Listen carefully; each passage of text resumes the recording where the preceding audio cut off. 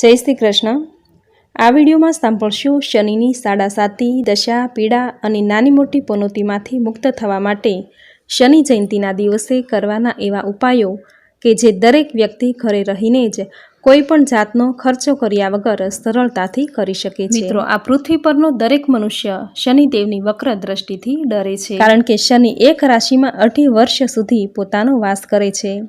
એક રાશિમાંથી વિદાય લીધા પછી બરાબર 30 વર્ષે જ તે રાશિમાં આવીને મહેમાન બને છે, ત્યારે આડોશ પાડોશને પણ તેની હાજરીનો અનુભવ કરાવે છે અને તે 7.5 વર્ષની પનોતી તરીકેનો ગાળો કહેવાય છે। તેમ શનિનો પ્રભાવ જન્મકુંડળીમાં પણ વિશેષ હોય છે। કદાચ સાડાસાતી ન આવી હોય, કાં તો દશા ચાલતી હોય છે, અને કદાચ દશા ન ચાલતી હોય તો વિશિષ્ટ સ્થાને રહીને પીડાદાયક બને છે।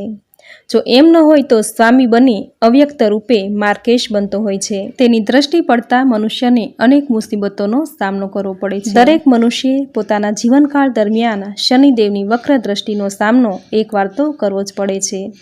કોઈ વ્યક્તિને 30 વર્ષે, કોઈ વ્યક્તિને શિશુ વયે, તો કોઈ વ્યક્તિને ઉત્તર અવસ્થામાં સામનો કરવો પડે છે। એ સમયે જો બીજું કંઈ વધારે ન કરી શકાય તો શનિદેવની પ્રસન્નતાને પ્રાપ્ત કરવા માટે અમુક એવા સહેલા ઉપાયો જે શાસ્ત્રોમાં વર્ણવેલા છે તે કરવાથી શનિદેવની સાડાસાતી, ગ્રહ પીડા કે જો કોઈ દશા હોય તો તે દૂર થઈ જાય છે અને વ્યક્તિના જીવનમાં શનિદેવની પ્રસન્નતા પ્રાપ્ત થાય છે। તો મિત્રો, હવે જોઈએ એવા ઉપાયો જે ઘરે રહીને પણ ખૂબ જ સહેલાઈથી કરી શકાય છે, જેમ કે શનિના મંત્ર જપ, વસ્ત્ર, ધન ધાન્ય દાન કરવા, શનિવારે શ્રી હનુમાન દાદાના દર્શન કરવા, જમતી વખતે થાળીમાં એક બાજુ એક અડદનો દાણો મૂકવો, જમી રહ્યા પછી સ્વચ્છ હાથે પવિત્ર સ્થળે આ દાણો પધરાવી દેવો, લોખંડની વીંટી સિદ્ધ કરાવીને ધારણ કરી શકાય। શનિવારે તેલમાં મોજ હોય તે જ તેલની ભાખરી બનાવી કોઈ ગરીબને આપી દેવી કે ભેંસ અથવા કૂતરાને ખવડાવી દેવી, પણ ભૂલથી તે ગાયને ન ખવડાવવી। શનિનું નંગ નીલમ સિદ્ધ કરાવી ધારણ કરવું, શનિવારે પીપળાના ઝાડે સૂતરને 7 વાર લપેટી પરિક્રમા કરવી, જળ સિંચવું અને પીપળાનું પૂજન કરવું। શનિવારે સૂર્યાસ્ત પછી કેળીના દરે લોટ, ખાંડ અને તેલના ટીપાનું મિશ્રણ પૂરવાથી શનિ દોષમાંથી રાહત થાય છે। શનિવારે કપૂર નાખેલું તેલ માથામાં નાખવું, શનિવારે મુઠ્ઠીભર અડદ કોઈ સાધુને આપી દેવા, શનિવારે નાળિયેરને કાળા કપડામાં વીંટી નાળિયેર સમાય તેટલો ખાડો કરી સ્વચ્છ હાથે નાળિયેરને ખાડામાં મૂકી દેવું, ઉપર આછી માટી ભભરાવી, નાળિયેર મૂકતા પહેલાં ઘરમાં દીવો અગરબત્તી કરવા, નાળિયેરનું પાણી અંદર જ રહેવું જોઈએ। જેમ જેમ કીડીઓ આ ખાશે તેમ તેમ શનિની પીડામાંથી મુક્તિ મળશે। શનિવારે એક પડિયામાં કાળા તલ મૂકી તેના પર તેલના વાસણમાં આંગળા બોળી તેલના છાંટા તલ ઉપર છાંટવા, તે પડિયાને શિવ મંદિરમાં મૂકવો કે પછી વૃદ્ધ સાધુને અર્પણ કરવો। યાદ રાખવું કે આ તેલ છાંટેલા તલ ભૂલે ચૂકે શિવજી પર ન ચઢાવવા। આ દરેકમાંથી કોઈ પણ એક ઉપાય જો કરવામાં આવે તો શનિની સાડાસાતી, દશા અને પીડામાંથી મુક્તિ મળે છે અને શનિદેવની કૃપાને પ્રાપ્ત કરી શકાય છે। મિત્રો, દરેક વ્યક્તિને તેના જીવનમાં એકવાર તો શનિના દુષ્પ્રભાવને ભોગવવો જ પડે છે। આ દિવસોમાં ધૈર્ય ગુમાવવું નહીં, પરંતુ પ્રયત્નપૂર્વક શનિદેવની ઉપાસનાનો આરંભ કરી દેવો જોઈએ, જેનાથી શનિદેવ પ્રસન્ન થઈ તેને કષ્ટ આપતા નથી। શનિ દોષમાંથી મુક્ત થવા માટેના આ સિવાયના ઘણા બધા ઉપાયો છે, જેમ કે ઔષધિ સ્નાન, મંત્ર જાપ તથા નંગ ધારણ કરવો, પરંતુ મોટે ભાગે અસલી નંગ મળી શકતો નથી। આથી કરીને ગ્રહની કૃપા પ્રાપ્ત કરવા માટે નામ સ્મરણ, મંત્ર જપ, સ્તોત્ર પાઠ, વ્રત, કથા, આરતી વગેરે કરવા, સાથે યથાશક્તિ દાન પણ કરવું।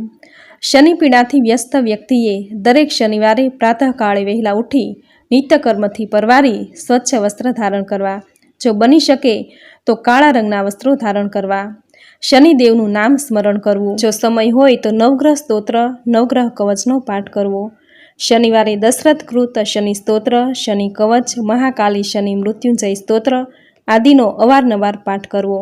સાથે નવગ્રહ સ્તોત્ર અને નવગ્રહ કવચનો પાઠ કરવાથી બધા જ નવગ્રહની ઉપાસના થઈ જાય છે, તેથી શનિની સાથે બીજા અન્ય ગ્રહોની કોઈ પીડા હોય તો તેમાં પણ શાંતિ થાય છે।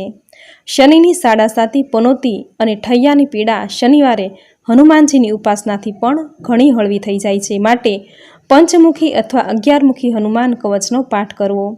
પરંતુ વ્યક્તિને સંસ્કૃત ભાષાના ઉચ્ચારણમાં ઘણી તકલીફ પડતી હોય છે, તો સંકટ મોચન હનુમાન અષ્ટક, બજરંગ બાણ અથવા હનુમાન ચાલીસાનો રોજ પાઠ કરવાથી શનિના કષ્ટમાંથી મુક્તિ મળે છે. બટુક ભૈરવની સાધનાથી પણ શનિ કષ્ટ દૂર થાય છે. મંત્ર આદિના જપ સાથે શનિવારનું વ્રત પણ કરવું જોઈએ. આ સિવાય દરેક શનિવારે એક વાટકીમાં સરસરિયાનું તેલ લઈ તેમાં પોતાનું મોં જોઈ જોશીને દાન કરી દેવું. સાથે લોખંડની બનેલી વસ્તુ જેવી કે તવો, કડાઈ તથા ચીપિયાનું દાન કરવું. અડદ પણ દાનમાં આપી શકાય. આ દરેક ઉપાયો કરવાથી શનિદેવનો દુષ્પ્રભાવ દૂર થઈ જશે. શનિદેવની પ્રસન્નતાને પ્રાપ્ત કરી દેશે. શનિદેવ પોતાના સાડાસાતી કાળમાં વ્યક્તિને એટલો વિવેક અને વિચારશૂન્ય બનાવી દે છે કે વ્યક્તિ પોતે ઉલટા કાર્યો કરવા લાગે છે, જેથી તે મુસીબતમાં ફસાઈ જાય છે. આનાથી વિપરીત જો આ કાળમાં તે શુભ ફળદાયી હોય તો વ્યક્તિ માટીમાં હાથ નાખે તો પણ તે સોનું બની જાય છે. કારણ કે શનિદેવને કર્મફળના દાતા કહેવામાં આવે છે. શનિદેવ એ ન્યાયપ્રિય દેવતા છે. દરેક વ્યક્તિને તેના કર્મ અનુસાર ઉચિત ફળ પ્રદાન કરે છે. જેની કુંડળીમાં શનિની સ્થિતિ શુભ હોય અને વ્યક્તિના કર્મો પણ સારા હોય તો વ્યક્તિને જીવનમાં અનેક ઉપહારો મળે છે. કુંડળીમાં શનિની શુભ સ્થિતિ વ્યક્તિને જીવનમાં ઘણી પ્રગતિ આપે છે. વ્યક્તિ જે પણ ક્ષેત્રમાં જાય તો ત્યાં તેને ઝડપથી સફળતા મળે છે.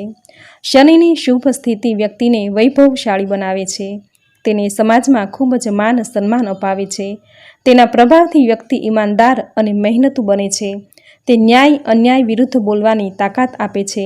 આમ શનિદેવ દરેક વ્યક્તિને તેના કર્મો અનુસાર ફળ આપે છે. તેથી દરેક વ્યક્તિએ એવા કર્મો કરવા કે જે શનિદેવને પસંદ હોય છે.